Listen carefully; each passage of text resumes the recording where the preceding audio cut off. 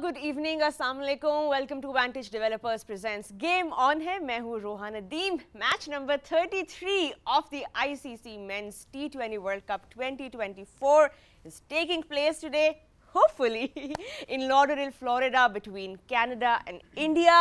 बहुत सारे सवाल जो हैं कल उठे थे बिकॉज फोरकास्ट बहुत ज़्यादा thunderstorms ki the, rain forecast back to back we saw. Unfortunately the game was washed out, and of course with that Pakistan's future in this World Cup as well. But we're hoping that we get to see a game today, jitni bhi short ho ya toss हो, थोड़ा कुछ decider हमें मिले आज के match से. I've got the weather app opened here on my phone और बार बार हम अपडेट्स भी ले रहे हैं, लाइव अपडेट्स भी हमें ग्राउंड में से आ रही हैं और जैसे जैसे विजुअल्स आएंगे हम आपके साथ शेयर करेंगे. But more on that match later. उससे पहले बहुत कुछ है for us to get through. Of course Pakistan के एग्जिट के हवाले से, and then the two matches that took place earlier this morning. So a lot of developments in those points tables across the board और उस सब के ऊपर भी हम बात करेंगे. But before that I'd quickly introduce my co-host, my co-captain who's helping me sail through this World Cup schedule. I've got with me Miss Erin Holland all the way from Australia. Erin, you look beautiful once again, and it's a gloomy day for all of us, not just in Florida, but all of the Pakistan fans feeling really down and out because of the early premature exit from this World Cup. And I'm sure you've also been talking to a lot of local people and gauging the reactions from social media. How has your experience been of just taking this all in the aftermath, because it's a big emotional thing for all Pakistanis, I'm sure. Yeah, I'm in the morning. I'm wearing black. I think it's a real shame that that's exactly how Pakistan's fate ended.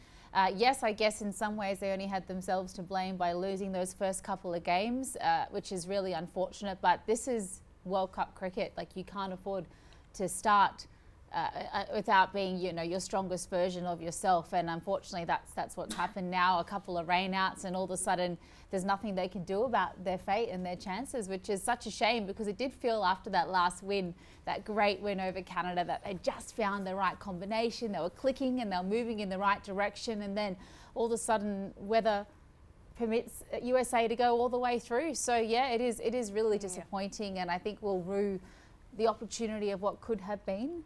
And I think we'll definitely deep dive with our wonderful experts in a little bit, just exactly what went wrong and what can be improved upon for the next effort. But I think the most frustrating thing as a fan of Pakistan cricket is really feeling like the true potential wasn't found once again, and knowing how much talent there is all throughout this entire World Cup squad, and of course other players in Pakistan too. So yeah, I'm disappointed. I'm really feeling it today, and I thought I'd wear black to match the colour of my soul.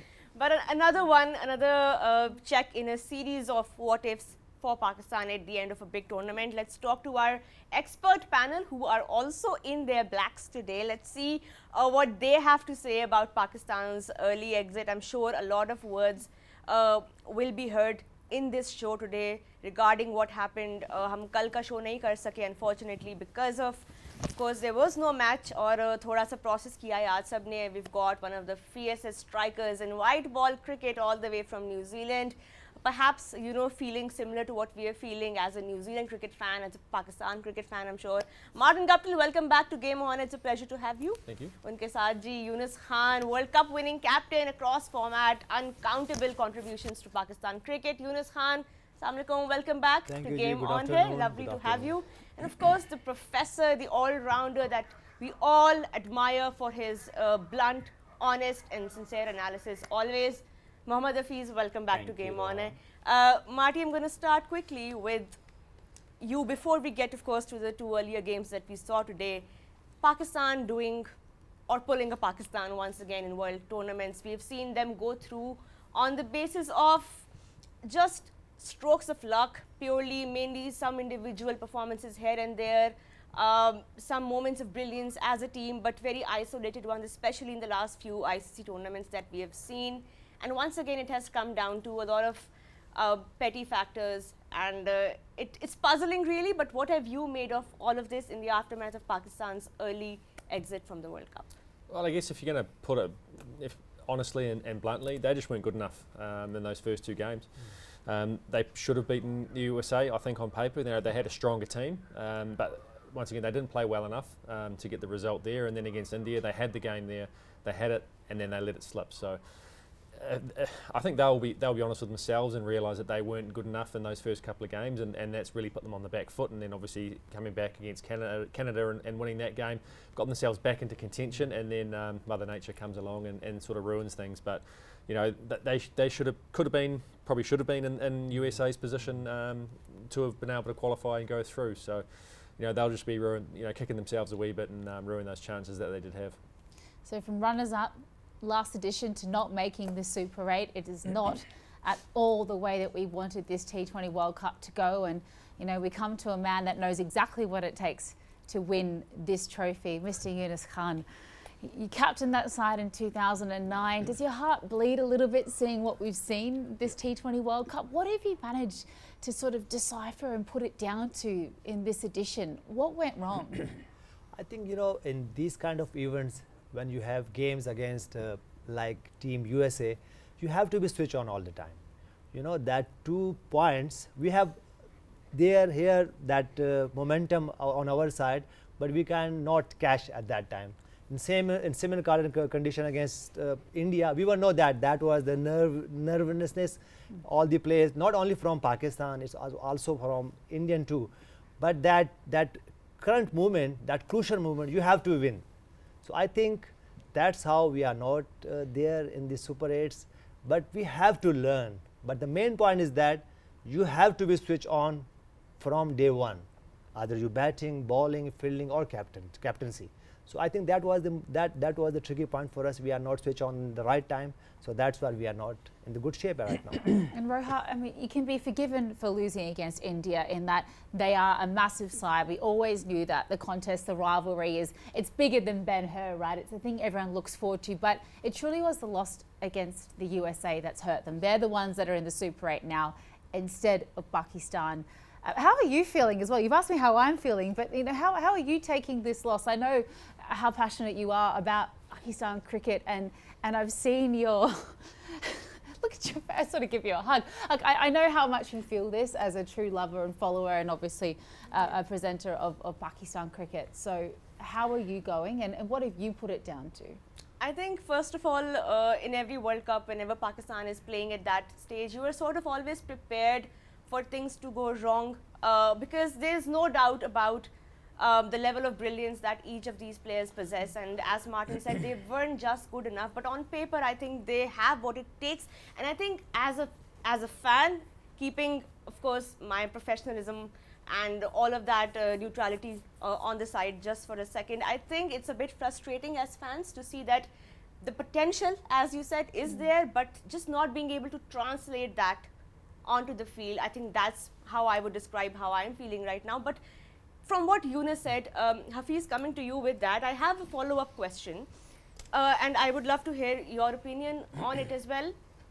We talk about the India match and we talk about pressure and how Pakistan somehow weren't able to handle that pressure well.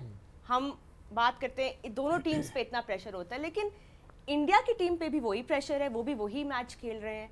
फिर क्यों ऐसा होता है कि हमेशा पाकिस्तान ही उस pressure में आके बेहतर परफॉर्म नहीं करता? It's always the opposite. India make use of that pressure, and somehow their players, that pressure brings out the best in India, but with Pakistan it's the opposite. ऐसा क्या psychologically है हमारे साथ? What's wrong with us psychologically that we cannot handle that pressure and use it to our advantage? देखें, एक तो obviously एक hard breaker है for everyone as a fan of Pakistan cricket के हम लोग वन स्पोर्ट नेशन है, उसके बावजूद अगर इस खेल के साथ रिज़ल्ट अच्छे नहीं आएंगे तो हम बहुत बड़े फ़ैन क्लब को हम लोग उनके दिल तोड़ेंगे या उनकी नाराज़गी जायज़ है बिल्कुल, ये तो बात मानना पड़ेगी. अब देखें, आपका ये वाला सवाल जो मेंटल साइड को हिट करता है, जो मेंटल साइड है वो तब होती है जब आप आउट ऑफ कंफर्ट आके अपने आप को तैयार करते हो.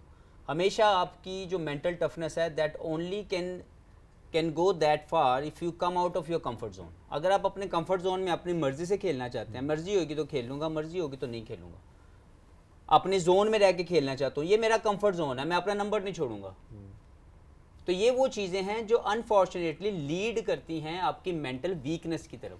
कहने को बड़ा आसान है जी मैं मेंटल टफ हूँ, मेंटल टफ ये इंसान बैठा हुआ है मुश्किल हालात के अंदर। इसे मुझे बताएं 10,000 रन पाकिस्तान के या दुनिया के कितने लोगों ने किए हैं, तो क्या वो ऐसे ही हो गए थे? उसके लिए कोई मेंटली टफ होना जरूरी नहीं था, आसान सा खेल था। 2009 का वर्ल्ड कप इसने एज ए कप्तान जितवाया हुआ है, तो क्या वो ऐसे ही जीत गए थे? अंदर जाते थे मैच जीत के आते थे? No, you need to be a mental tough. और वो कब आती है? जब आप आउट ऑफ कंफर्ट जाके अपने आप को ट्रेन करते हैं। Simple is that. Right, Martin, I'm going to loop you in now because we've talked about New Zealand's success rate in World Cups, you know, across the years and across formats. We've seen them go through semi-finals and finals in almost every edition. How does New Zealand cricket approach a big tournament in terms of preparation, and is it as systematic as it is across the world? Because we've seen that when they come and play in any condition, they're quick to adapt and they have those selections right, those combinations right, and somehow they're always prepared. What makes a team as prepared as they can be for a World Cup? Well, I guess if I look back to the last two T20 World Cups in Dubai and in Australia, the one in Dubai, you know, we were meant to play a series here that got cancelled, unfortunately, and then so we went off to Dubai and we started training there, and we had a couple of warm-up games as well. I think we had 3 warm-up games in 5 days. So everybody who was there got enough game time in before the tournament started. We started well. We beat India in our first game, so we were off to a really good start. And then the last T20 World Cup in Australia, we had a tri-series against Pakistan and Bangladesh at home. And that was our preparation. We had a few days training, got into that tournament, played that. I think Pakistan ended up winning it. And then we went over to Australia, had a couple of warm-up games again. So we had 5 T20 games before that last T20 World Cup, and we went right through to the final in both of those tournaments. So, we lost to Pakistan in the last one in the semi-final, but we got through. We got through to the knockout stages because we were well prepared. This time round, completely different story. No warm-up games. Not much cricket beforehand for any of the guys playing together or anything like that. A lot of the guys didn't play much at the IPL, so it just seems like everybody was underdone. They had a couple of training camps back home under marquees because obviously the weather's not good enough to train outside. So it just seemed like everything was a little bit underdone, and it just showed in the way that they went out there and performed. They just weren't up to scratch, were slow starting, and just could never find any sort of rhythm or anything like that. Take away last night's win, and it's pretty tough to watch and tough to look at those first 2 results. Yeah, and Yunus Bhai, just before we do go to a short break here, just wondering, off what Martin's just said, it's about time together, consistency, clarity in your role, and hopefully clarity from the higher ups as well, consistency and stability. Feels like maybe Pakistan didn't have a lot of that. And one more point you can add that, what is the playing 11? Exactly. So before that, before this World Cup, New Zealand will know that what is their playing 11, or maybe that 12. What is the 12 side for them? So maybe one or two change. But before before this World Cup, they were just came and they have not enough time to gather to, and they will know that what is the our playing 11. Same like with Pakistan. So that is these kind of that these are small points, but the outcome should be like this. Absolutely. So I think that these little things you have to be you have to be on the spot on the first day, and then the result be on your way. So I think these kind of things sometimes hurt your team, sometimes hurt your feelings, sometimes hurt your all areas. And hindsight is a beautiful thing, of course, but looking at the squad as we see now, looking at the performances Pakistan have put on the board, do you feel like the squad was the strongest 15 playing that we could have had? Or do you feel like now, given the conditions in the Caribbean and of course in America, perhaps the squad should have looked a little different? Were they lacking anything in that 15-man squad? The spinners, for me the keys are that middle phase. You have to be spot on with your middle orders, batters, and same goes to the spinners. Because we know that we from first day we are pointed that middle phase is very crucial for when you batting or when you bowling. So I think that middle phase we are struggling with that. In our team we have 5 openers, we have 3 wicket keepers. So how can you justify with that? Missing that impetus through the middle as well, Hafiz, looking for someone to come out and break the back of these run chasers. If we have a look back at Pakistan's games, I think it's fair to say the bowlers were good. The bowlers were solid and on song. They kept the totals to smaller margins, just couldn't chase down those totals. The runs were just not there.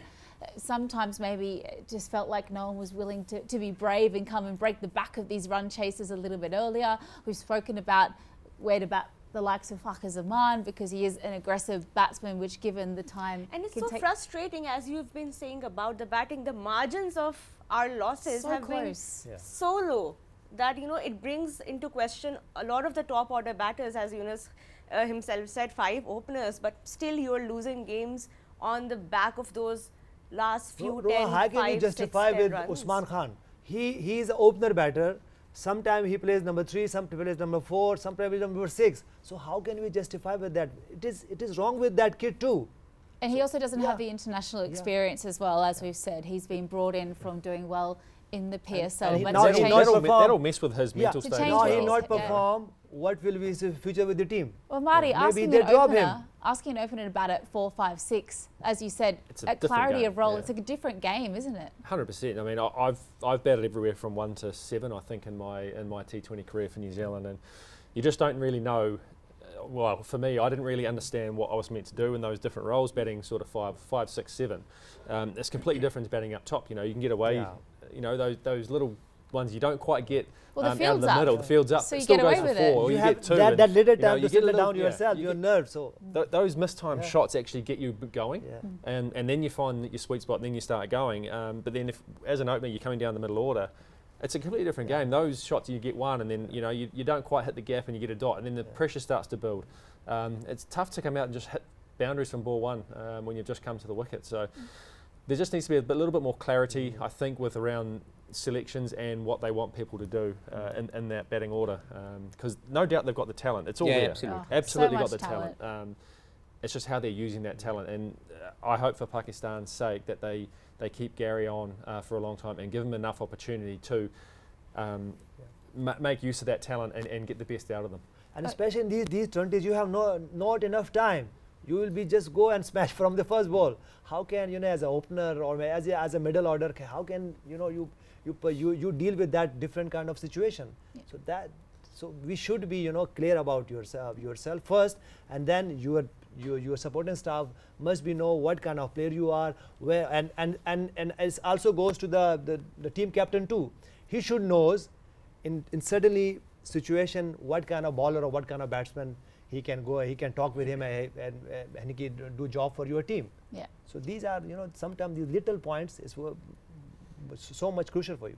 Absolutely. Well, there's so much to try and decipher and unpack here on the show. Vantage Developers presents Game on Hair. Do stick with us because we have more to discuss about what has happened with Pakistan's World Cup campaign. And of course, reliving all the action and drama that happened in the early hours of the morning with 2 other World Cup games, all still to come here on the show. Stick with us after this very short break.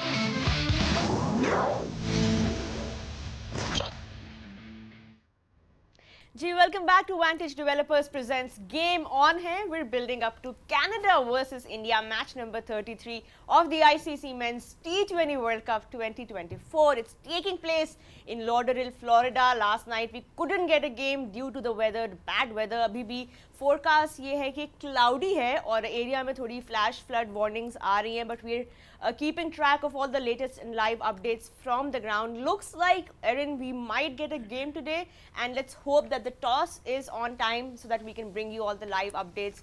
And of course, we'll talk about the playing 11 and the pitch report in just a little while, but thoda build up start karte hain. Martin, I want to come to you with a very interesting observation when it comes to, because we before the break we were discussing world events, ICC events, and teams doing well historically.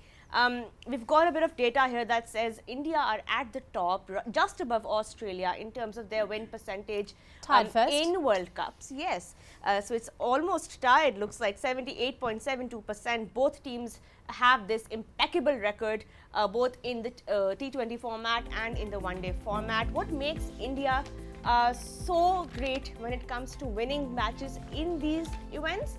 Because remember, they don't have a trophy to show for the last 10 years.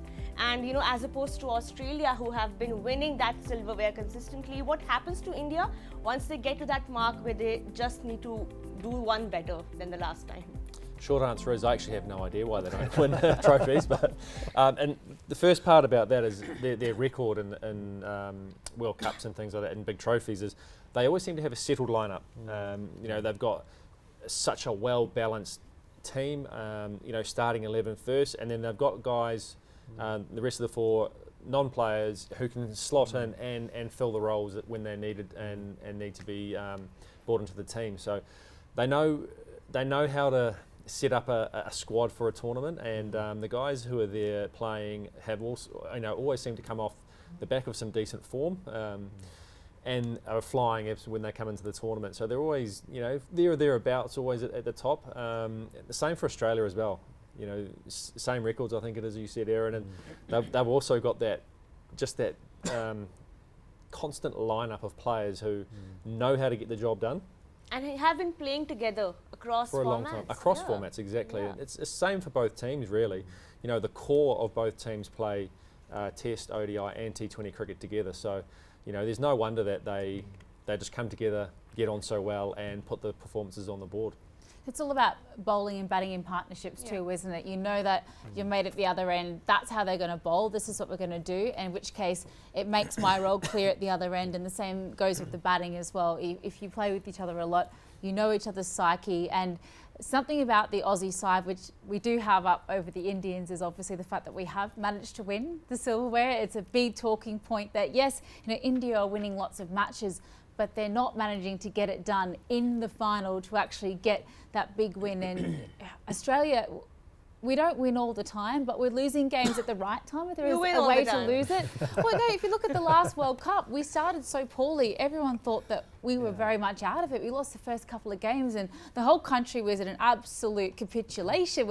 We're not used to seeing it, but it was losing games and peaking at the right time, whereas India undefeated the entire tournament and they couldn't get it done in the final. Something about the Aussies, and it's so hard to quantify, gentlemen, but that ability to win when it matters most and to win those moments, because this game is all about the 1%ers, and we seem to choose the right 1%ers in the right games in order to win and do well. And talking about that, it comes down to experience, it comes down to playing together and learning how to deal with those pressurized moments and get the job done.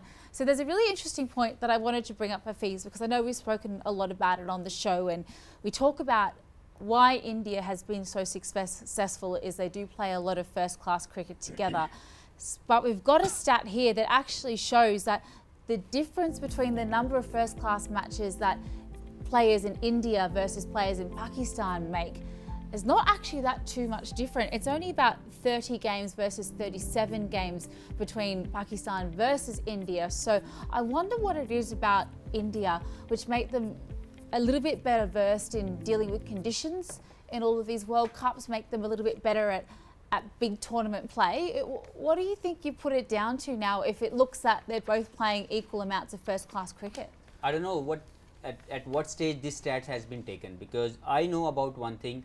A lot of Pakistani players playing in this World Cup, they haven't played any first-class cricket in the last 3-4 years. So I don't know what time they've taken these stats. So India, I don't know what how they work at domestic level in India, but I'm sure about one thing, that they don't go anywhere to play any international league around the world. These they are stay within India. overall combined across years. These stats, that's what we've been told. But if you talk about this team, like this team, how many years Shadab have taken not to play any international, sorry, not to play any domestic level? Babar never played any first class game in the last 3-4 years. Rizwan hardly played any.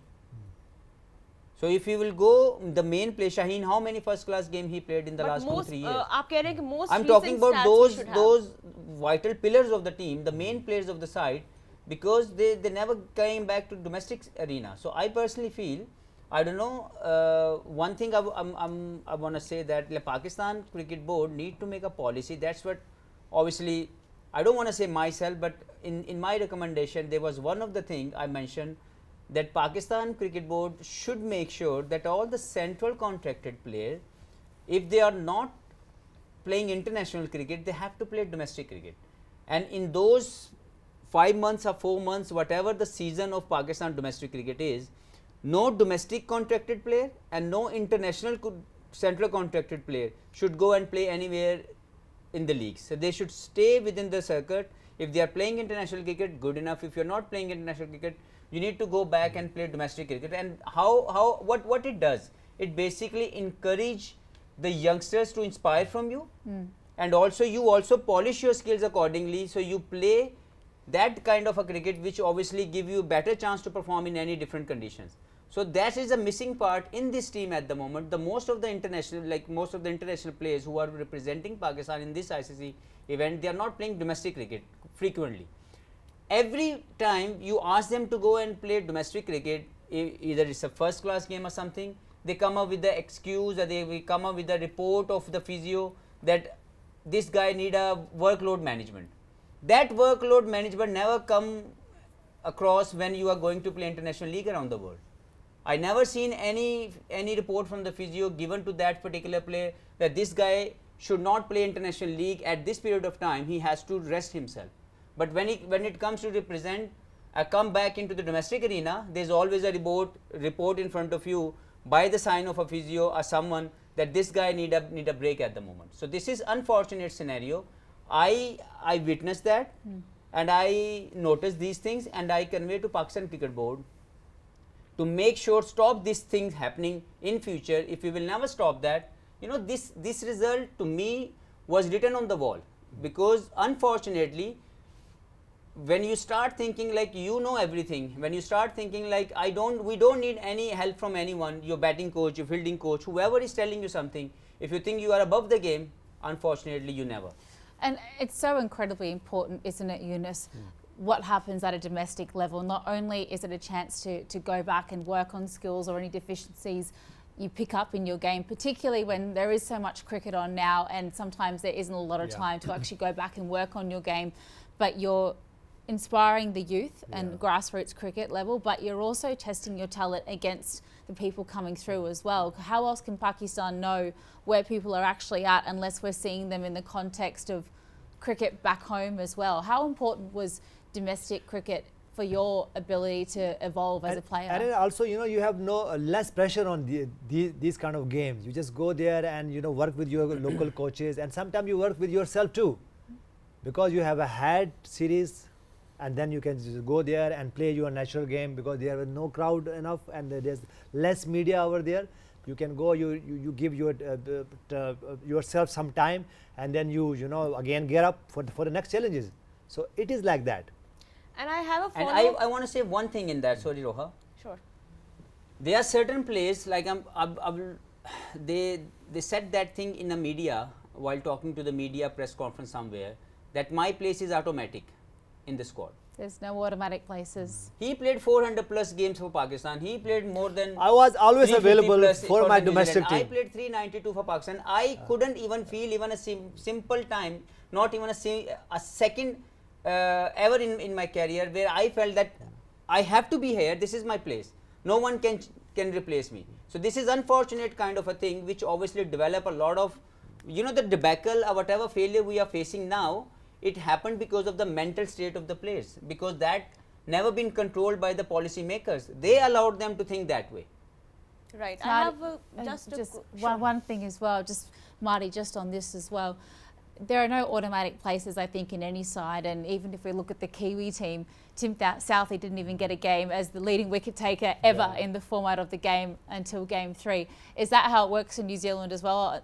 I'm sure no one thinks that it's an automatic entry into the squad, right? Yeah, you have to be there on merit. You need to deserve your place in the side. And for me, I think Tim did deserve a place in that side after what he has done. And he has been bowling well and taking wickets. So for him not to be in the first game, come back for the second game and take two crucial wickets against the West Indies, I think he really solidified his position in that team, and he should be there. Right. We were talking about, of course, the comparisons between Indian players and Pakistan players who have played domestic matches. हमने दोनों teams के बारे में बात की, and you said that आप दोनों का ये राय थी कि पाकिस्तान के players को when they are available in the year they should be playing domestic cricket.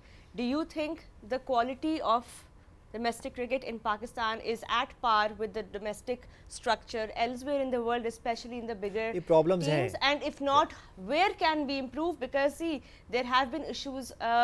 Do you think we could have better quality grounds, pitches, better quality bowlers and batters, and just overall conditions and structures that could be improved? Problems तो हैं domestic में, हम सबको पता है कि problems हैं, लेकिन देखिए ये प्रॉब्लम आज से तो नहीं है, ये हमारे टाइम पे भी थे. और मुझे याद है कि मैं नहीं, पर आपके टाइम पे लीग्स नहीं उस तरह से मैं वही थी. कह रहा हूँ ना, लीग्स नहीं थी, लेकिन फिर भी हमें भी बाजुकात कुछ प्लेयर ऐसे होते हैं हर दौर में जो कि कोच से या फिजियो से लेटर ले लेते थे. मुझे याद है कि हम एक सीरीज़ इसी तरह इंडिया के ख़िलाफ़ खेले और हम जीते, तो एक आधा प्लेयर, नाम नहीं मेंशन करेंगे, उनको रेस्ट चाहिए था, तो उन्होंने एक ले लिया और उन्होंने कहा कि अब सबको मिलेगा. मुझे भी वो पेपर मिला कि बाकायदा रिटर्न में मिला, बॉब थे उस वक्त कोच, कि भाई इनको रेस्ट चाहिए. मैं वो लेके गया और मैं सीधा मैच खेलने चला गया. मैं कहा ये मेरी रिस्पॉन्सिबिलिटी है, क्योंकि मैं HBL के लिए खेलता था और मेरा बड़ा प्राइड था HBL के लिए, मैं कैप्टनसी करता था. तो मैंने कहा मेक श्योर कि मैं एक आधा मैच ही खेलना था, उसके बाद दोबारा 2-1 हफ्ते बाद दोबारा हमारी ट्रैवल थी, तो मैं वो गया और मैंने वो एक मैच खेला. मेक श्योर किया कि ये मैच हम जीत जाएँ, ताकि हमारी भी, क्योंकि डोमेस्टिक में भी क्वालिफिकेशन का बाज़ वक़्त मसला होता है. तो हम गए और जब बॉब ने मुझे कॉल किया कि भाई हमने सबको मना किया और आप क्यों मैच खेलने चले गए हो, तो मैंने कहा बॉब ये मेरी रिस्पॉन्सिबिलिटी है, अगर मैं इंजर्ड हूँगा या मुझे कोई वर्कलोड का प्रॉब्लम होगा तो मैं उसका आंसरेबल होगा. तो देखें ये बाज़-ओ-क़ात आपको करना होता है, लेकिन अब प्रॉब्लम ये है जब आपके प्लेयर्स ये कह दें मैं तो खेलता ही T20 हूँ, तो मैं जाके फर्स्ट क्लास कैसे क्यों खेलूँ. तो ये आपको कहीं इसमें बैलेंस डालना है कि मेक श्योर करना है कि भाई अगर इनकी जिस वजह से भी इनकी या तो फिटनेस नहीं है या स्किल में कोई प्रॉब्लम, मेक श्योर ये तो कर सकते हैं कि उस पर काम ज़रूर है, उसके लिए टाइम मिले. प्रॉब्लम्स बहुत है डोमेस्टिक में, ऐसा नहीं है कि प्रॉब्लम नहीं है. अच्छा पिचेस का तो देखें, पिचेस तो ये अच्छा होता है बाजू का, क्योंकि अगर आज जैसे हम पाकिस्तान की पिचेस डोमेस्टिक की बात करते हैं तो एज अ बैटर अगर मेरी फॉर्म नहीं होती तो मैं जाकर डोमेस्टिक खेलता हूँ, मेरी फॉर्म आ जाती है. मैं ये नहीं कह रहा हूँ कि क्वालिटी बहुत नीचे है बॉलर्स की, लेकिन क्योंकि पिचेस पे खेलते हैं कंडीशन थोड़ी सूटेबल होती है जैसे हमें पता है. और उसके बाद फिर एक प्रॉब्लम जो हमें बाजू कर हम सब की तरफ देखा है कि मिडिल फेज में प्रॉब्लम होती है जब अच्छे स्पिनर्स आते हैं तो हमारे बैटर स्टक हो जाते हैं और रन बॉल नहीं खेलते हैं. बाजू का वो एग्जीक्यूशन अच्छी नहीं होती स्किल की, स्वीप्स नहीं खेलते, अब आके स्वीप्स खेल रहे हैं, रिवर्स स्वीप खेल रहे हैं. तो आपको डोमेस्टिक में तो ये खेलोगे तो आपके पास चांस मिलेगा. मिडिल फेज के प्रॉब्लम एरिया के बारे में ही बात कर रहे थे, बिकॉज इस वर्ल्ड कप में भी once again we have seen कि Pakistan have struggled in those middle overs where batters have struggled to clear the gaps or maybe go for that intent that we have talked about. अभी हम India की बात क्योंकि अभी कर रहे थे और अभी बिल्डअप भी इंडिया के मैच का है. Suryakumar Yadav has been spectacular in that middle phase for India since 2023. अगर आप T20s में उनका स्ट्राइक रेट देखें तो 144 है. विजुअल्स हम दिखा रहे हैं साथ साथ लाइव आपको, जैसे जैसे आएंगे we will update you, but looks like the players are on the ground and they are having a little warm up. Coming back to the middle phase, how key is Surya Kumar Yadav and how can perhaps we develop a player like him in those middle phases, because 144 का consistent strike rate since 2023 in T20s it's commendable for India. मैं सूर्या कुमार यादव को अगर आप उनकी performance देखें तो ये तो उन्होंने खेली भी हैं इनिंग्सें, 17 इनिंग्सें खेली हैं T20 फॉर्मेट के अंदर. आप इनकी फर्स्ट क्लास का कैरियर अगर स्टैट्स निकाल के दिखाएं तो पता लग जाएगा कि सूर्या कुमार ने अपने कैरियर में ये हासिल करने से पहले वो जो स्ट्रगल की हुई है, वो जो अपने आप को पॉलिश किया हुआ है, वो फर्स्ट क्लास लेवल पे किया हुआ है.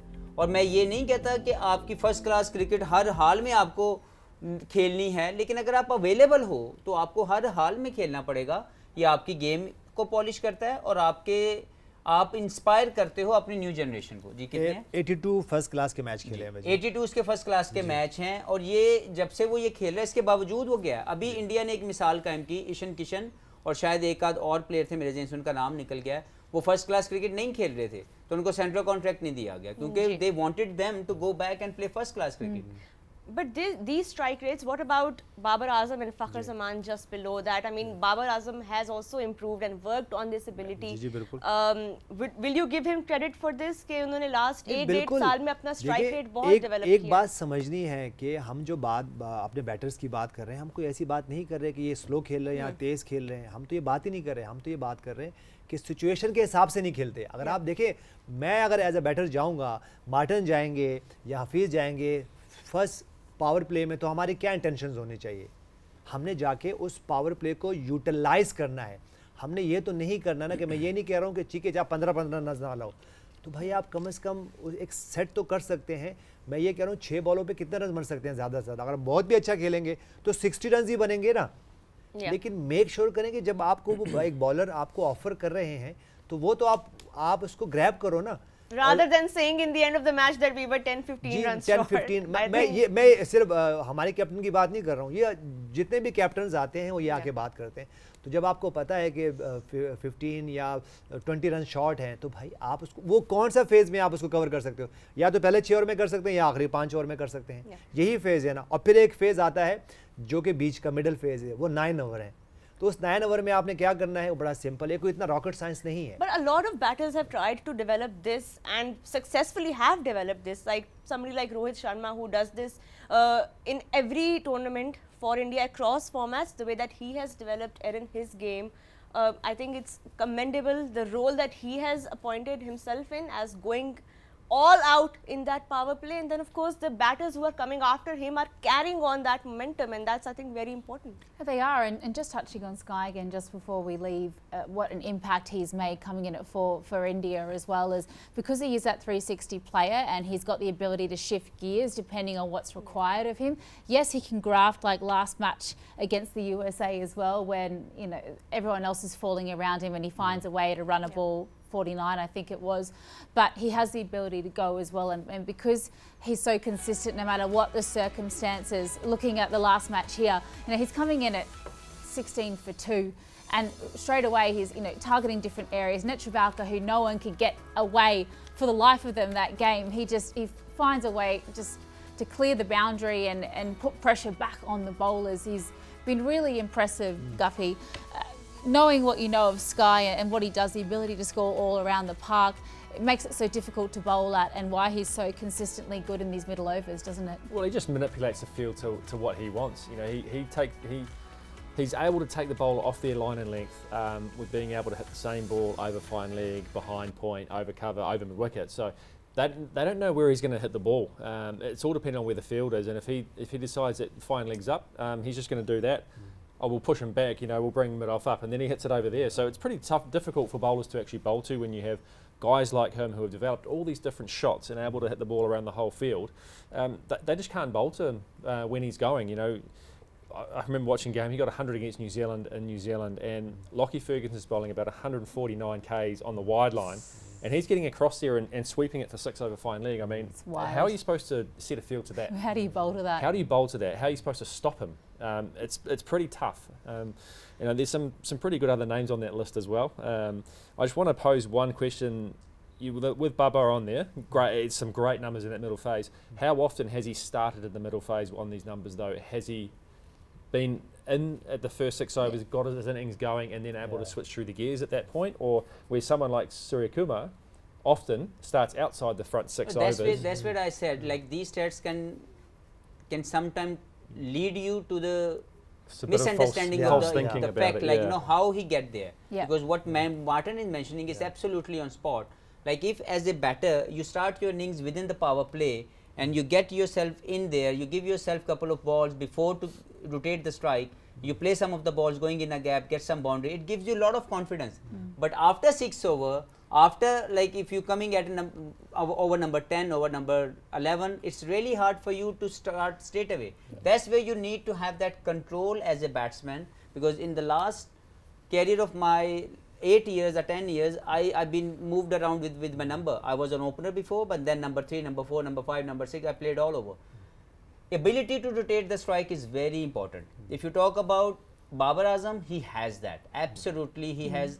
No one can stop his single because technically he's the most correct person. Yeah. With the same time, he has that technically range shot where he can play any shot. If you give anything anyway, he has that answer. So I think as a player, he has that ability. But yes, these stats can only be justified if he bats after 6 over. So, Yeah. I want to put the question too then, if his numbers are that good after start of the innings as an opener, should he be opening for Pakistan to get through? And hold that just for 1 second before you answer Hafiz. Just some live pictures coming in, and unfortunately you can see on your screen that we do have a delay toss. Those covers are back on. It is looking very overcast and murky out there today. An inspection will be happening at 10:30 a.m. local time, which means that's about an extra half an hour after what we were originally thinking we'll be at least having that toss. Not great signs, unfortunately, for the weather. There was an 85% chance of rain today in Florida, but I don't believe it was as wet overnight, which hopefully means that outfield is in a little bit better condition than yesterday. Back to the question you were posing though, Marty, because I think it's an important one. Hafiz? So Babar's stats are so good after coming in, opening and being really good through the middle. Should he be opening the batting if he can keep doing that? I personally feel because it's not, Babar Azam is a fantastic player. He can bat as an opener or number 3. Because why I feel like it, he suits more, like in this lineup, if he'll bat at number 3, it gives a whole team a good chance that if a main player holds the pressure at number 3 and then takes the game to 15 to 17 overs, and we have seen, he has that ability to hit the ball and clear the boundary in any given condition. So if he has that, why not someone with his class, having so much range of shot, should bat at number 3 and take the game away from the opposition many times. And the number stats, sorry about that, the numbers and the stats and the average and strike rate are much better batting at number 3 for Babar Azam. And also, to be fair, if you lose quick wickets, which so often happens in T20 cricket, you're as good as an opener anyway. Yes. Yeah. So having someone like a Sky that has the ability to shift gears, like he has done for India, in the rare failure that Rohit Sharma or Kohli goes down opening, he's acting as though he's an opener anyway. Your number 3 and your number 4 are so crucial in this format of the game. And it's also a bit unfair to somebody like Saim Ayub, who's been thrown in when there's a pressure that intensifies on Babar and Rizwan. Quickly they bring back Saim.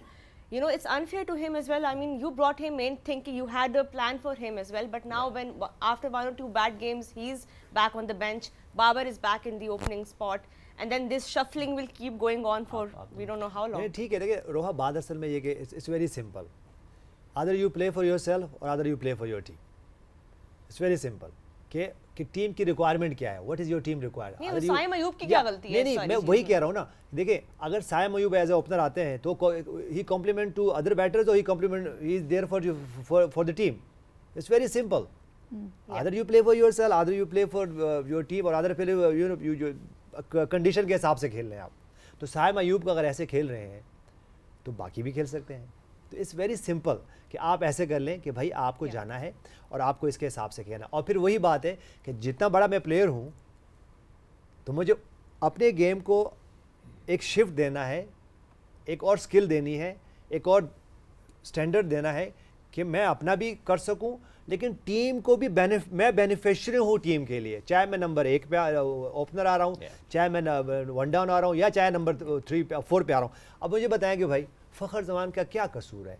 कोई पहले ball से आएगा और पहले ball से वो जो है ना वो क्रॉस बैटर शॉट खेलेगा. भाई वो तो ओपनर है, उसको मिडल में आके थोड़ा टाइम चाहिए होगा. अच्छा, अब हम उससे डिमांड ये कर रहे हैं कि शायद वो आएंगे और वो जाके सिंगल डबल लेंगे और इस तरह से. भाई अब ठीक है, मैं बिल्कुल मैं भाई एज ए इंटरनेशनल प्लेयर को आपको हर नंबर पे खेलना, हमने भी खेला, सब खेलते हैं, ऐसे कोई बात नहीं है. लेकिन आप ही मुझे बताएं कि मैंने अगर एक 20 साल मैंने एक ही नंबर पर खेला हुआ है, एक ही नंबर एक तरह के स्टाइल में मैं खेलता हूँ, तो वो जाके जब मुझे चेंज करना पड़ेगा तो ऐसे रिजल्ट आएंगे. मैं कभी करूँगा, कभी नहीं करूँगा. तो अगर हम सूर्य कुमार यादव की बात कर रहे हैं तो उसकी फर्स्ट क्लास के देख लें, उसके नंबर्स देख लें, वो कितना मेच्योर होके आया हुआ है, तो इसलिए वो शिफ्ट कर. और अगर मैं पिछले मैच की बात करूं तो इट वाज टफ कंडीशन, लेकिन फिर भी उसने अपना ब्रेवनेस शो की है, फिर अपने स्किल्स शो किया और उसने डेवलप किया है कि मुझे कहाँ खेलना है. तो मेरे ख्याल से देखिए, ये तो आपको इंटरनेशनल क्रिकेट के लिए और टीम के लिए करना पड़ेगा आपको. I'll tell you what, the action may not be happening so far here tonight in Lauderhill with that weather, but it's certainly hotting up here in the Vantage Developers Presents Game on Air studio.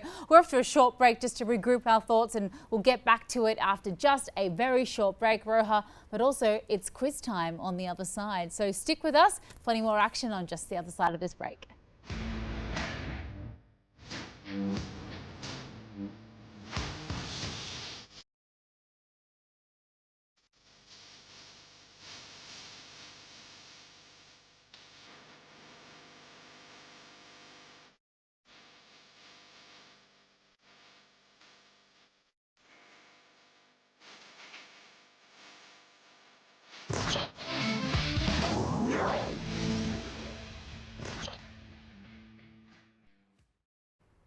Ji welcome back to Vantage developers presents game on है. हम buildup कर रहे हैं Canada versus India का. Once again Lauderhill Florida में आज का मैच खेला जाएगा and once again the toss was delayed a bit, जिसे हमने आपको इन्फॉर्म किया. लाइव विजुअल्स भी आ रहे हैं from the ground. We seeing some grey skies, थोड़ा ग्लूमी लग रहा है, but hopefully in a short while we will have an update for you. But so far the toss is a little delayed still.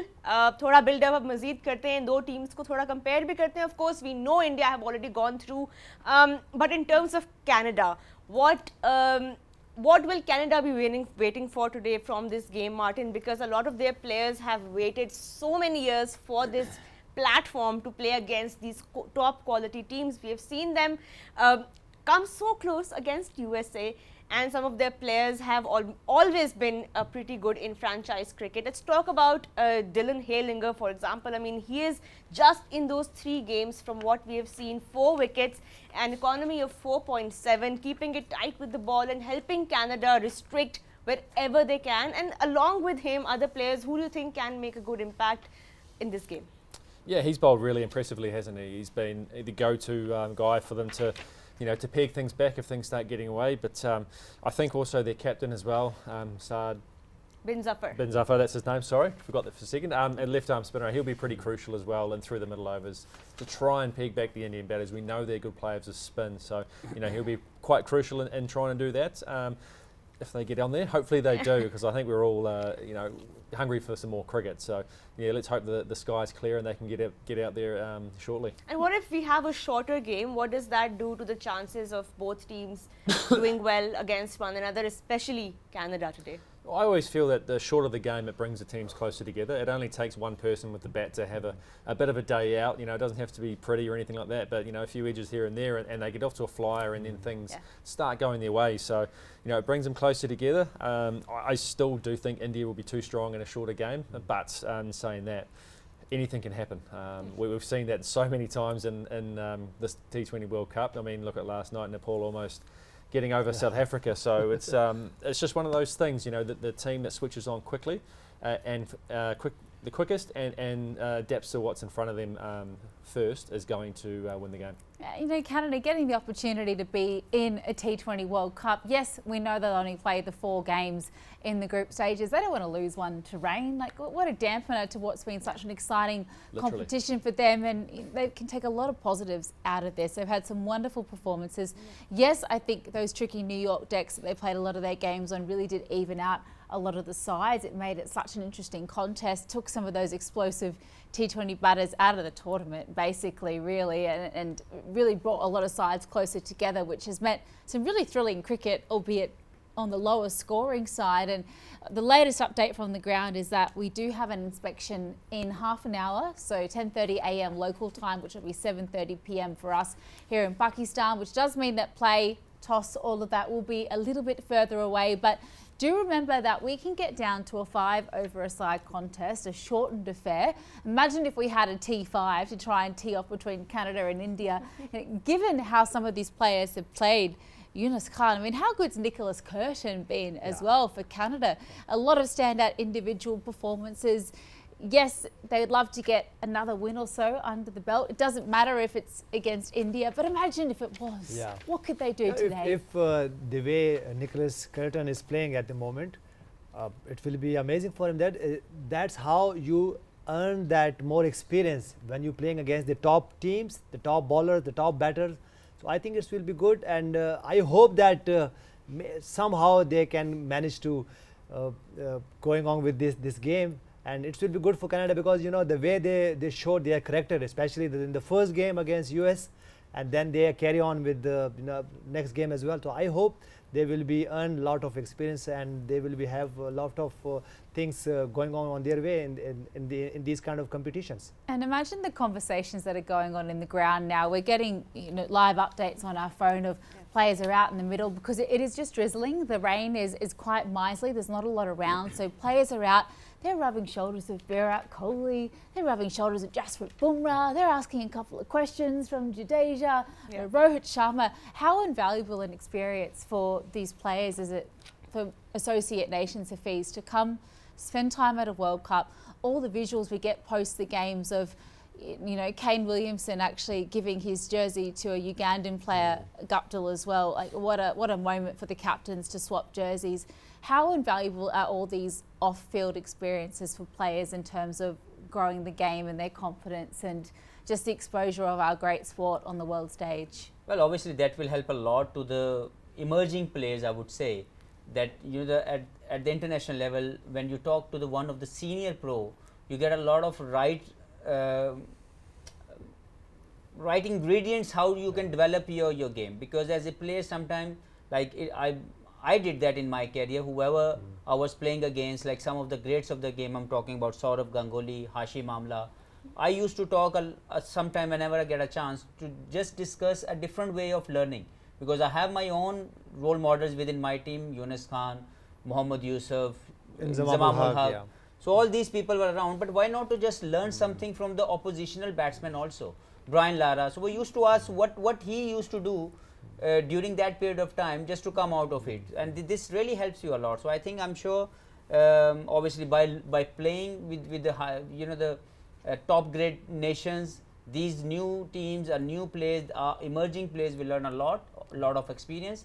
But if there is this kind of a game, will offer them a little bit more time to spend with some of the greats of the game, and they will definitely learn something better for their game, because there is always something you wanted to ask from someone who's already been established player, to learn that way, that how he made things easier for himself, are things working for himself. If I can follow those steps, why not I could also be the same. So this is a great experience, and I'm sure a lot of emerging players must have gone through a great learning during this World Cup. Is there a certain player that sticks in your mind? All of you, actually. This is one of my favourite questions to ask. Who affected you the most when you finally met them in person, when you were a youngster coming through the ranks in Pakistan cricket? Was there one person you met that you just kind of were completely For me, starstruck it was by? Javed Miandad. Because as a youngster, I always looking to him, that the way he plays for team, the way his technique against the when he plays the spinners, So for me, it was Javed Miandad. I inspired by a lot of international stars, especially from Pakistan. To be honest, I started my cricket as an opener because of Said Anwar. Obviously, he was a left-hander batsman, but he was my ideal that time. Like, I wanted to play somewhere close to him. I could only try. I never get there, but at least he was one of the person I wanted to just go close to him and wanted to ask something. Then in Zamamul Haq was there. Yunus Bhai, obviously he was in that phase of his career where he was establishing himself, becoming a great player. Mohammad Yusuf was already there. But internationally, I spoke to Hashim Amla, and I learned a lot of right things as an opener, keeping myself in a shape every time. He always talk about keeping the shape. He always talk about timing the ball. So I think a lot of my own inspiration within the team, and internationally, watching Brian Lara, asking something from him, discussing something with Saurav Ganguly during that IPL time, and then Hashim Amla, obviously we play each other quite often. So that these international players really given me a great understanding of cricket, that how I can improve myself. Who affected you the most, Guffey? When I was a kid, I was more of an all-rounder. So I used to look up to like Chris Cairns for the New Zealand team.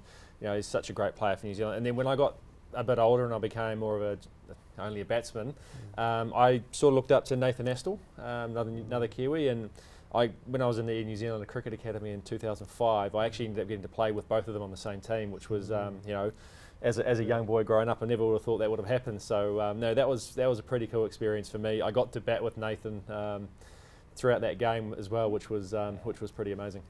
What about you, Roha? What's the most starstruck you've been in an interview with someone? Starstruck.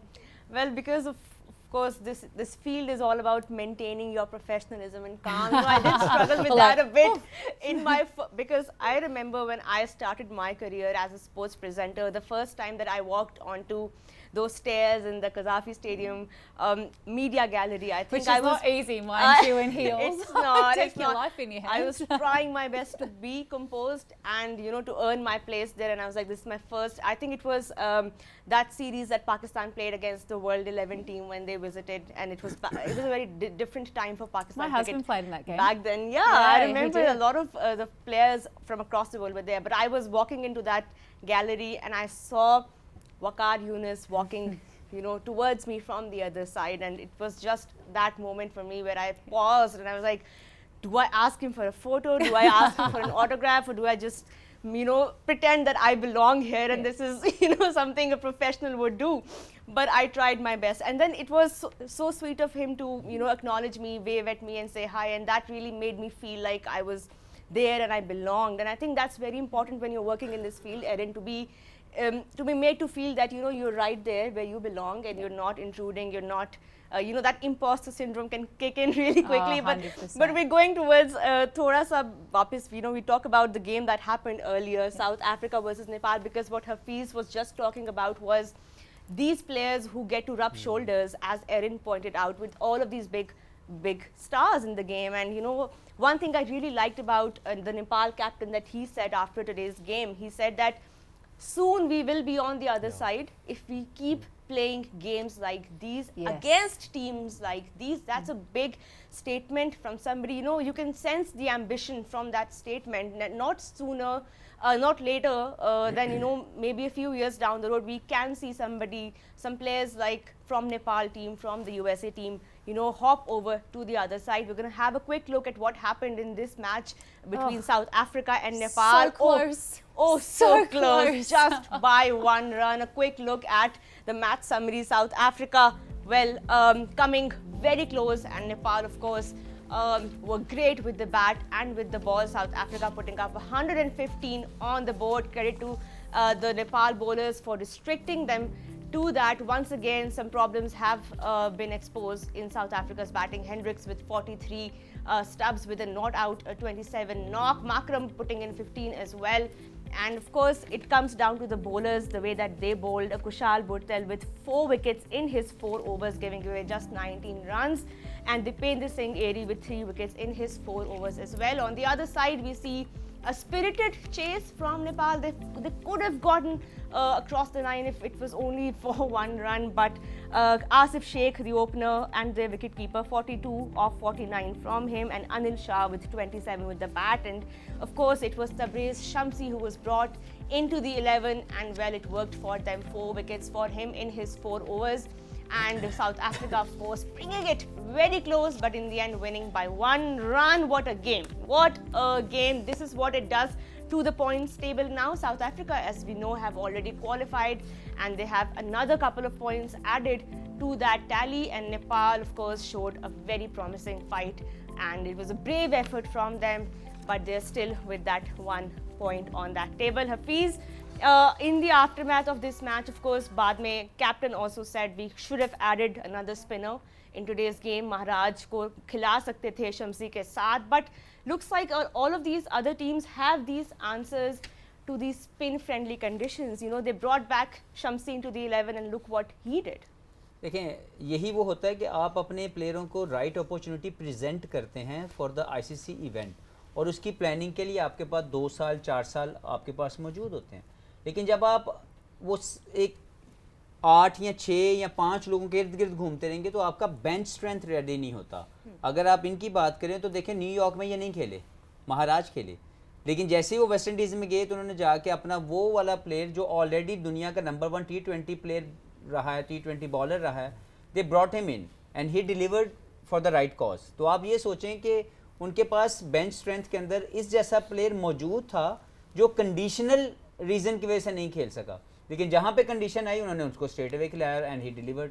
तो यहाँ पे हम लोग lag करते हैं कि हम अपने बहुत से सिस्टमेटिकल इश्यूज़ की वजह से हम अपने बेंच स्ट्रेंथ को रेडी नहीं कर पाते। साउथ अफ्रीका अगर इस मैच की सक्सेस देखें तो जितना 1 रन से ये मेरा ख्याल ये मैच जीते हैं जी, तो आप सोचें कि जो शमसी का ये स्पेल है, जिस तरीके से उन्होंने इस मौके के ऊपर आउट करके दिए हैं कि यहाँ से कोई सोच सकता है कि साउथ अफ्रीका जो है ये मैच जीतेगा या नेपाल हारेगा, लेकिन क्योंकि इनका स्पेल ऐसा था, उन्होंने विकेट टेकिंग एबिलिटी जो है वो डेवलप की हुई है और वो हैं, उन्होंने डिलीवर किया और उनकी टीम जीत गई। और ये मिसिंग पार्ट है। अगर मैं पाकिस्तान की तरफ बार बार इसलिए ले आता हूँ कि हम लगातार 3 टूर्नामेंट स्पिनर की नाकामी की वजह से हार गए हैं और हमने ना स्पिन बॉलिंग कोच अपने साथ ट्रैवल करवाया, ना रखा, और ना ही उन स्पिनर्स के अलावा दूसरे किसी के बारे में सोचा, क्योंकि हमने अपना दिमाग छोटा करके रखा हुआ है कि बस वो 1 या 2 प्लेयरों के अलावा हमने किसी दूसरे के बारे में सोचना ही नहीं है। जब हम किसी को अपॉर्चुनिटी प्रेजेंट नहीं करेंगे या उसको 10 से 15-20 मैचेस नहीं खिलाएंगे जैसे साइम को खिलाए हैं, यस उसका वो अभी तक इम्पैक्ट नहीं है, लेकिन हमने उसको प्रेजेंट तो किया ना अपॉर्चुनिटीज़। कितने स्पिनर्स हैं, उसामा को परफॉर्मेंस करने के बावजूद बाहर निकाल दिया गया, अबरार के टैलेंट को हमने अनलीश ही नहीं किया। इसी तरह हम लोग ये शादाब को लेके गए एज ए लेग स्पिनर और कॉम्प्रोमाइज़ किया अपना लेग स्पिनर उसामा कि नहीं जी हमें लेग स्पिनर नहीं चाहिए, हमारे पास शादाब मौजूद है। वहाँ पे जाके हम देख रहे हैं कि आखिरी 2 मैचों में शादाब ने कवर भी नहीं किया। makes you think really, but इससे पहले मोहम्मद जाहिद हमारे साथ वो जो जाहिद महमूद सॉरी हमारे साथ काफ़ी अरसा रहे हैं, लेकिन हम उनको कैरी करते रहे और फिर उनको उस्मान कादिर, हाँ अच्छा फिर करते क्या है जो हम हर दफ़ा करते हैं कि हम उनको कैरी करते हैं एक फॉर्मेट में और उनको फिर दूसरे फॉर्मेट में खिला देते हैं। अच्छा वहाँ परफॉर्म नहीं करते तो फिर वो उससे भी जाते हैं और जो 1-2 साल से आ रहे थे जिस टीम के साथ कैरी करे थे उससे भी चले जाते हैं। तो देखें आपको ये देखिए ये वाइजली डिसीजन करने हैं और अब ये नहीं करें कि आप चले या तो कोई हम समझ में आते हैं कि हार्दिक पांड्या जैसा कोई ऑलराउंडर हो जिसके दोनों और बैटर भी अच्छे हैं बॉलर भी अच्छे, तो ठीक है फिर तो समझ में आता है कि चलें वो एक कर लें, बैटिंग कर लें या बॉलिंग कर लें। लेकिन जब आपके पास वो क्वालिटी नहीं है और आप हाफ हैं तो फिर मेक श्योर करें कि आप जिस तरह तबरेज शमसी ने ये परफॉर्मेंस की है और हम सरप्राइज़ रहे कि उससे पहले खेले नहीं है और देखें आज उनके कैप्टन ने खुद भी कहा कि हम एक और स्पिनर भी खिला सकते थे। तो ये हमें समझना है कि मॉडर्न एरा में क्या हो रहा है और स्पेशली इस फॉर्मेट में क्या हो रहा है। तो इससे अगर आप अंडरस्टैंडिंग बनाएंगे नहीं तो फिर आप इसी से स्ट्रगल करोगे। Right, a lot of it has to be conditional, and speaking of conditions, Erin, that doesn't look good. The covers are still on and the ground staff are at it. Yeah, at 10:30 local time, that inspection is going to be happening. So that is about 15 minutes away. As soon as we get any more information, we will let you know. It doesn't look like the rain is coming down too heavily, which is very good sign. So fingers crossed the ground staff can get things happening and we can get a game. We won't lose any overs just yet. We haven't lost enough time, but fingers crossed we will get a game. But I don't see much sun over there either. So as long as it's not raining, it can be as gloomy as it likes. We do not care. Florida, sort it out. We want to see some more cricket, and particularly tomorrow for Pakistan's last match. But yeah, we did have those games in the early hours of the morning. As you said, Nepal came oh so close to getting up above South Africa in the first game back for Sandeep Lanachani, we should say as well. Now the games are in the Caribbean. He's back in the Nepal squad, so they came very close. There's a wonderful photo going viral as well on the ICC page where it says Nepal was this close, and it was genuinely a matter of inches, that last run out where they managed to not get the job done, and Otniel Bartman defended 7 runs off the last over to get that win. But we did see New Zealand finally registered their first win in the T20 World Cup in the early hours of the morning. It was in the Brian Lara Cricket Stadium back in Trinidad and Tobago over in the Caribbean. They were up against Uganda, who had registered their first ever win in the T20 World Cup earlier in the season. It was against PNG, but not meant to be against the Kiwis, who were just absolutely dominant, as we would have expected. Uganda, they only managed to post just 40 runs. 40 runs they were bowled out for, and it took 18.4 overs. So they survived many balls, to be very fair, but the New Zealand bowlers just absolutely unplayable there. Tim Southee, 3 for 4, unbelievable, off 4 overs. wonderful, wonderful figures there. Trent Boult as well with the new ball, 2 for 7 off his 4 overs. Santner 2 for 8, wonderful from the spinner. And Ravindra back in the side as well, took 2 for 9 off 3. Don't forget how handy he is with ball in hand as well as bat. And in reply, well, the Kiwis made really light work of that run chase. 41 for 4 they ended up with, led from the front by Devon Conway, 22 red ink, and Finn Allen 9 off 17, but only 5.2 overs was all it took to get the job done. Such an emphatic win by them. Looking at what that does to the points table, and if you're a Kiwi fan, none too much unfortunately, just their first 2 points of the season. We already know that Afghanistan and West Indies are through and qualified to the Super 8s because they have a 100% win percentage at the moment, having won 3 of the 3 that they've played each, and Afghanistan sitting very pretty at the top of that table with a very healthy net run rate of +4. Martin Guptill, the sort of wonderful victory from the Black Caps that we're used to seeing, what we thought we might have seen against some of the other teams they played earlier in the competition. Too little, too late, I guess, in the tournament. Pretty much, yeah. It's just about playing for a little bit of pride now and getting 2 big wins under the belt before heading home and getting a bit of R&R before, whatever they've got next. So, guys will be heading off to their respective cities in New Zealand and spending time with family and then, getting ready for whatever comes next. A very different side as well. We saw, again, they went with Southee and Ravindra, who we didn't see play in the first couple of matches for New Zealand. First match, I should say. Do you think they just got their combination wrong at the beginning and it was kind of chasing their tail ever since they had that really bad loss to Afghanistan? Yeah, I think so. I think you had to have played Jimmy and Tim Southee in that first game. They're both big game players, match winners on their day as well. So I think there was 2 selections definitely that they should have had right from the start. We know that the batting hasn't been up to scratch, and not having Jimmy in the middle order, who has power, can clear the boundary, and has filled that role for a long time for New Zealand. I think there's just a selection blunder there.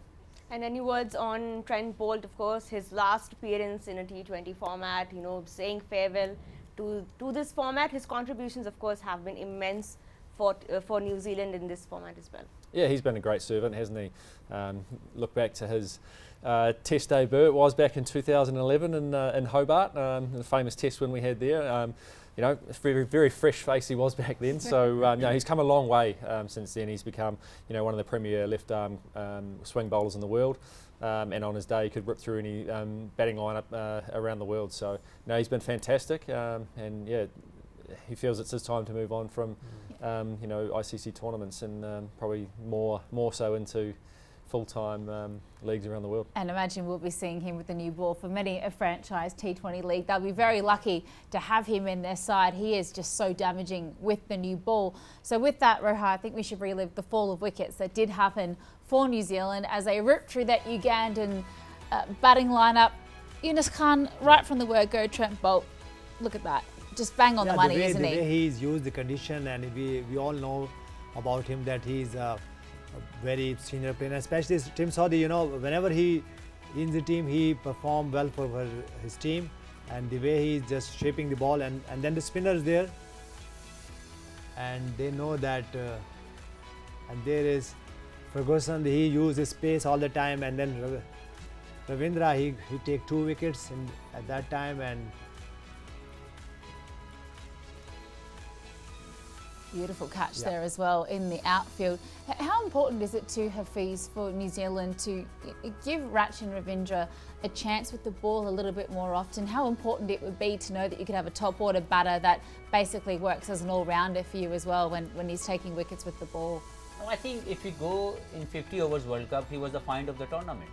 Then I think I personally felt like he should have been given a more T20 opportunities, where I think he can develop himself as a T20 batsman and all-rounder also.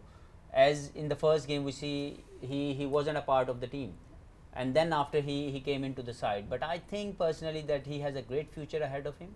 Technically he looks to me a very solid batsman, and as a cricketer, what else you required if you can add that similar strength in your bowling also with your left arm spin. So I think he could have a special career ahead of him. all we need, like, you know, this guy need to be given more opportunities, and he has to respond accordingly, and he has all the talent within himself. Right, we can't wait to see, of course, what Rachin Ravindra can do for New Zealand, both with the bat and ball. As Hafiz said, he was the find of the tournament in the 50-over format. But coming back to today's game, Canada taking on India. Toss once again, a reminder that it's just a little bit delayed. The outfield is wet. But Yunus, if we do get a game here, and if it's a shorter game, what will the conditions tell us about who the key players might be? Because the outfield, as you can see, the covers are still on. It's still a little bit wet. लेकिन जो ground staff हैं वो अपना काम तेज़ी से कर रहे हैं.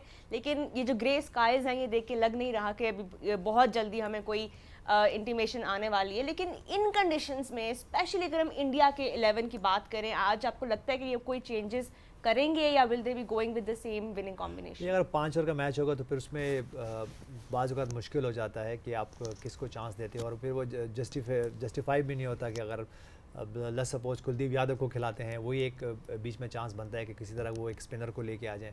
लेकिन ये फिर वही चाहेंगे कि जो है ना दोबे को भी उतने ही और चांस मिल जाए. उसके बाद अक्षर पटेल भी वहाँ मौजूद हैं, तो वो उन्होंने एक कम्बिनेशन बनाया हुआ है. लेकिन ये कि उनको आगे जाके एक स्पिनर की ज़रूरत कहीं ना कहीं पड़नी ज़रूर है, एक जो कुलदीप यादव की शक्ल में. ठीक है, मे बी वो ये समझ रहे हैं कि शायद उनको जो उनके पास जो उनके स्पिनर्स मौजूद हैं वो उनको जॉब करके देंगे. लेकिन बाज़ औक़ात क्या होता है कि आपको अगर जैसे आपको अगर अहेड रहना है तो क्यों नहीं, जैसे आज तबरेज़ शमशी को उन्होंने खिलाया साउथ अफ्रीका ने, तो आपके पास एक ऑप्शन ज़रूर होना चाहिए. हो सकता है कि ऑन गिवन डे कोई किसी की फॉर्म चली जाए, ठीक है, टाइम कम है, लेकिन हो सकता है कोई अनफिट हो जाए.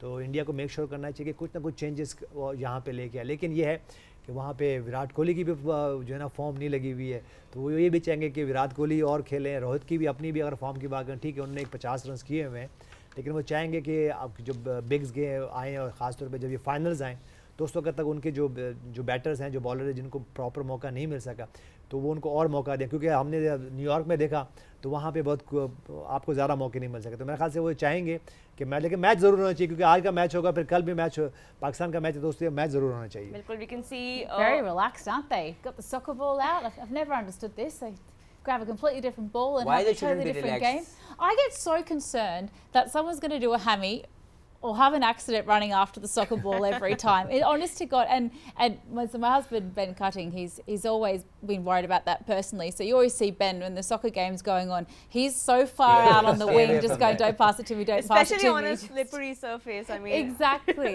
But they do look relaxed, as Erin said, and they should be. I mean, they're playing through. that one-touch game. I wanted to ask you, Hafiz, now that we know that, you know, Rohit and his men, they know that they've qualified, is this an opportunity to give someone like Kuldeep Yadav a game, particularly because we're about to head over to the Caribbean as well, and even more spin-friendly conditions? If you were the captain in this particular instance, would you be tempted to mess around with the playing 11 a little bit just to get some game time?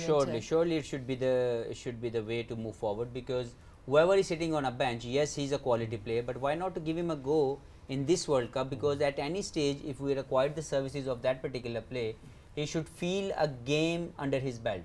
So I think that could be the one of the thing they can consider. Maybe Sanju Samson should have a game, maybe Kuldeep Yadav should have a game, but it all depends. But if I would be the one, I would definitely give a chance to some of the people are sitting on a bench, so they can at least feel like, you know, they feel that ball a little bit on their bat. They feel like they're bowling in a right area in the game. So a little bit time on the game will give a lot of confidence. Right, just continuing from this thought, because Pakistan will be playing their last game. Hopefully we will get a game tomorrow as well, but because हम अभी बात कर रहे हैं game time की है जिसको मौका नहीं दिया गया, कल आपको लगता है आई एम अज्यूमिंग चेंज कोई ना कोई कराएंगे? क्या चाहते हैं हाबरे आज को मौका मिल जाए? वो देखिए मैं ये चाहूँगा कि जो हम बात यहाँ पे कर रहे हैं, कहीं मैं ये नहीं कह रहा हूँ कि इसको रेस्ट कराने के बाबर रेस्ट कर लें या मोहम्मद रिजवान रेस्ट कर लें या शाहीन शाह अफरीदी रेस्ट कर लें, लेकिन मैं ख़ास से देखें बाज़ औक़ात आपको कुछ ट्राई करने में कोई हर्ज नहीं है कि अगर लेट्स सपोज़ कि हम बाबर की बात करें कि वो नंबर 3 आ जाए नंबर, तो क्यों नहीं कल के मैच में बाबर नंबर 4 खेल सकते हैं या मोहम्मद रिजवान नंबर 4 खेल सकते हैं. तो बाज़ औक़ात ये शफलिंग आपको करनी पड़ती है, तो इसमें कोई नहीं. और ये हो सकता है कि देखिए मिडिल ऑर्डर में आपको प्रॉब्लम है, तो हो सकता है कि वो जाके कल ऐसी सिचुएशन में कोई अच्छी इनिंग खेले. They don't have anything to lose. मैं ज़्यादातर right? पर चाहूँगा कि अबरार ज़रूर खेलें ताकि वो इंटरनेशनल स्टेज की आईसीसी इवेंट को एक मरतबा फील कर लें, अगर ये मुनासिब समझें तो मैनेजमेंट, क्योंकि अभी तक तो नहीं समझा उन्होंने, लेकिन मुझे लगता है कल के मैच में उसको अनलीश किया जाए, उसके टैलेंट को. अब्बास अफरीदी को मैच खिलाना चाहिए ताकि वो आईसीसी इवेंट के अंदर उसको खेलने का एक तजर्बा आ जाए. ठीक है, इंटरनेशनल क्रिकेट आप खेल रहे हैं, लेकिन जो आईसीसी इवेंट के अंदर आपका एक एक्सपोजर मिलता है वो डिफरेंट होता है. तो ये 2 प्लेयर मैं समझता हूँ इनको देना चाहिए मौका. So as the fourth seamer, Abbas Afridi in place of who? किसी को भी बिठा देंगे, कोई फर्क नहीं पड़ेगा. Live shots from the ground. Looks like the inspection is just about मैं एक to और begin. चीज़ इस ग्राउंड के बारे में बता दूं, जब आप क्योंकि मैं पिछले साल यहाँ पे खेला हूँ, तो यहाँ पे काउंसिल जो है अगर लाइटनिंग हो रही हो तो वो उसको आधे घंटे के लिए बंद कर देती है आउटफील्ड की कोई भी एक्टिविटी को. तो अगर एक तो बारिश रोकेगी इस मैच को, और अगर लाइटनिंग को हल्का सा भी कहीं पे उसको देखा गया तो they will stop the half an hour outdoor activities. It's a very important point you do say there, Hafiz, because even though we're looking at live visuals now, we can see that our match refs are walking around. There's no umbrellas in sight, but they're checking for how consistent the ground is underfoot. They're checking for those big puddles, because let's just remind viewers as well, it's been raining very heavily for days in Florida. There's been flash flooding, and the second that they see lightning, that's an instant 30-minute everyone off the field. It's a safety thing. So that's what happened with the game yesterday as well. We were about to get some play, and then all of a sudden lightning happened, and because it's a complete blanket rule for safety reasons, everyone must get off the field for 30 minutes. It becomes very difficult to then get a game happening in time. But the good news is the Barish has currently stayed away, so they're checking that outfield. We'll have updates for you very, very shortly as to if and when that game will start. The toss will happen, Roha.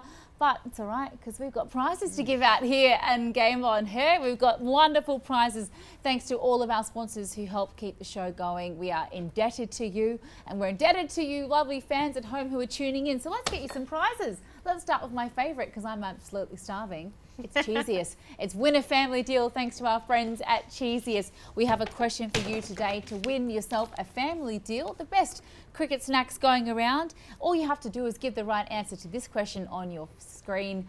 Who has hit the most sixes in T20 history? That is the question. If you have the answer, you want to win yourself that family deal thanks to Cheesiest, simply answer that question by calling that number on your screen. I'm going to be Googling the second I get off the show, because I'm absolutely starving, Roha. I want a family pizza deal.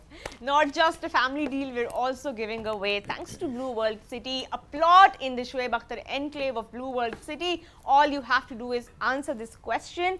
What are the best bowling figures of Shoaib Akhtar in T20 Is? If you know the answer, अगर आपको पता है शोएब अख्तर के best bowling figures T20 Is में क्या हैं, तो Blue World City के Facebook page पे जाएं and अपना answer वहाँ पे जमा करवाएं, and you might be able to win a plot.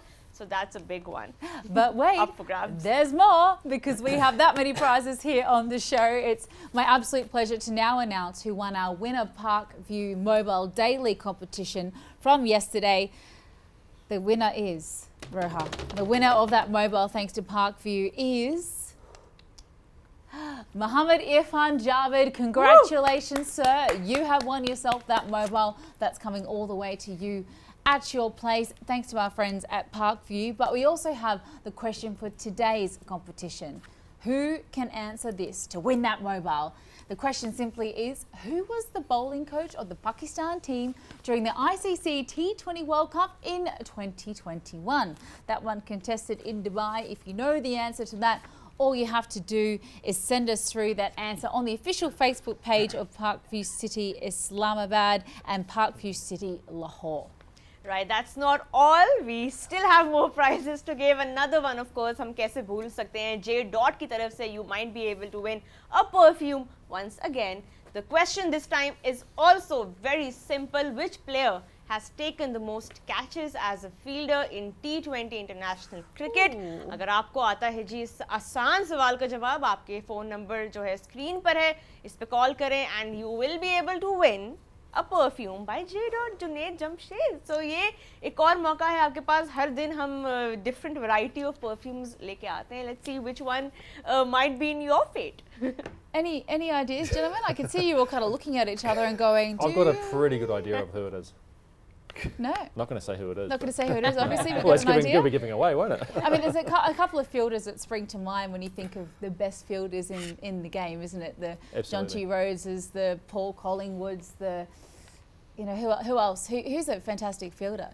Yeah, it's AB. Martin Guptill. AB, Martin Turn it Guptill, up. obviously.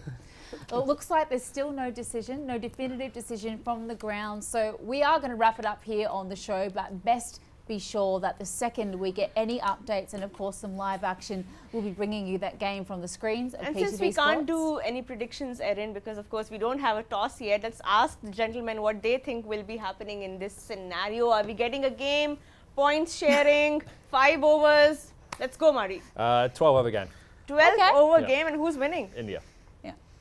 Safe answer. A 5 hours game. India winning. Okay. Professor. I don't think so. There's any game. Oh. Easy, relax. So we're all winning. You already qualified. So just Mother relax, Nature, play some football, go she's back not home. been on our side, unfortunately, with these games in this Florida leg. The weather getting the better of us at the moment, but as we did see in those live visuals, no rain falling at the moment, simply just a matter of getting that outfield ready and fit for play, Roha. Fingers crossed. I'm ready for some cricket. Come on, this is crunch time. Well, we can't wait to see what the outfield tells us, because as we were discussing the weather, the outfield, the conditions don't look like we're going to be getting a toss anytime soon, but let's keep our fingers crossed. Gentlemen, thank you so much for joining us once again on Game On Air. Erin, thank you for being so wonderful to sit next to. And this is all we have for you. Vantage Developers presents Game On Air. We will be back hopefully after this game or the next one, whenever we are told to regroup according to the scenario. Thank you so much for watching the show. We will catch you on the other side.